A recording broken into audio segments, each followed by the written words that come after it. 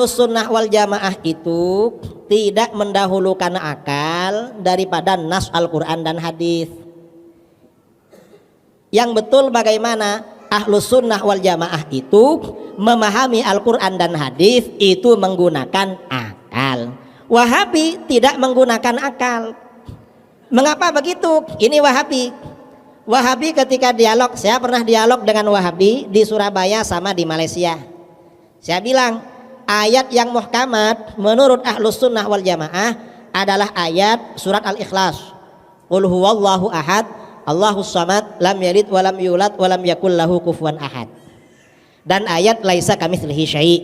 Lalu kata Wahabi, ayat yang muhkamat istawa, Ar-Rahmanu 'alal 'arsy istawa.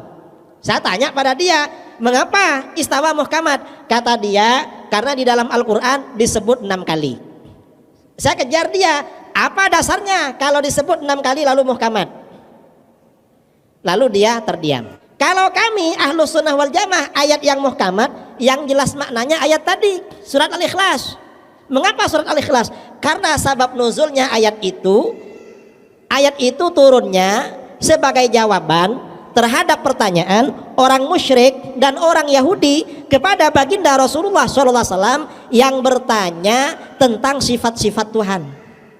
Orang musyrik dan orang Yahudi bertanya tentang sifat-sifat Allah, lalu turun surat Al-Ikhlas. Karenanya surat Al-Ikhlas keutamaannya sepertiga Al-Quran. Orang baca surat Al-Ikhlas pahalanya seakan-akan membaca sepertiga.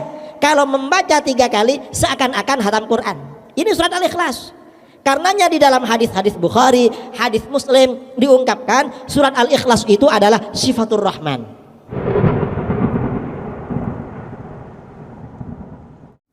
Adalah berdalil dengan mutasyabihat untuk menjatuhkan yang muhkam. Contoh, kita tahu dalam Al-Quran ayat muhkam banyak.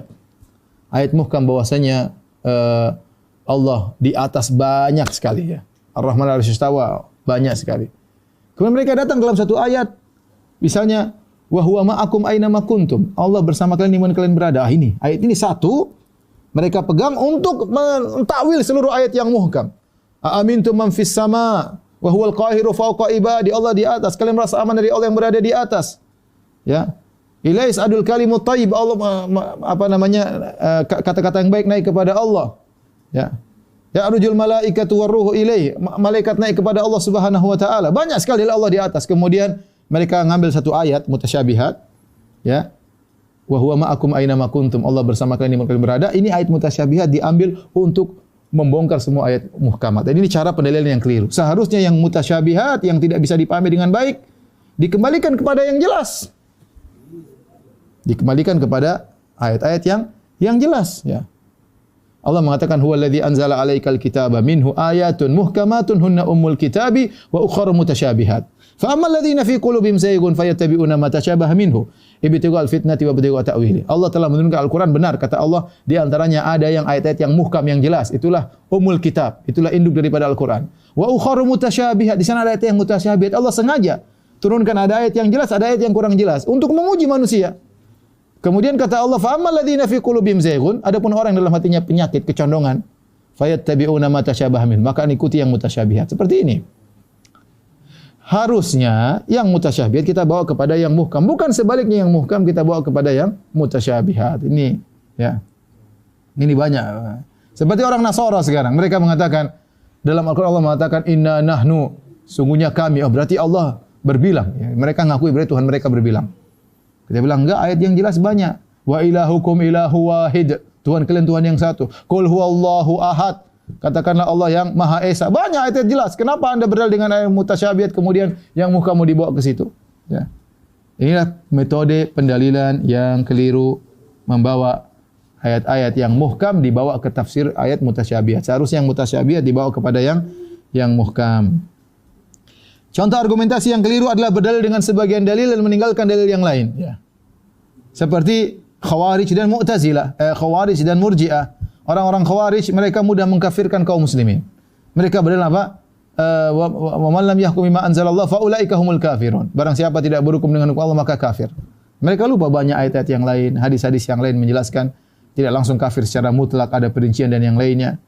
Contoh misalnya mereka berdalil dengan hadis Nabi sallallahu alaihi wasallam la yazni zani hina yazni wa huwa mu'min, wa la yasriqu sariqu hina yasriqu wa huwa mu'min, wa la yashrabul khamr hina yashrabuha wa huwa mu'min. Tidaklah seorang berzina ketika berzina dalam kondisi beriman, berarti kafir dong. Tidaklah seorang minum khamr ketika minum khamr dalam kondisi beriman, berarti minum khamr kafir. Ya, tidak ada orang mencuri dalam kondisi beriman, berarti mencuri kafir. Ya. Lihat dalil yang lain banyak. Jangan kita melihat sebagian sisi meninggalkan dalil. Dalil yang lain banyak. Ternyata Nabi tidak mengkafirkan orang berzina. Ya, bahkan Nabi menegakkan hukum had. Hukum had di antara fungsinya untuk menggugurkan dosa mereka.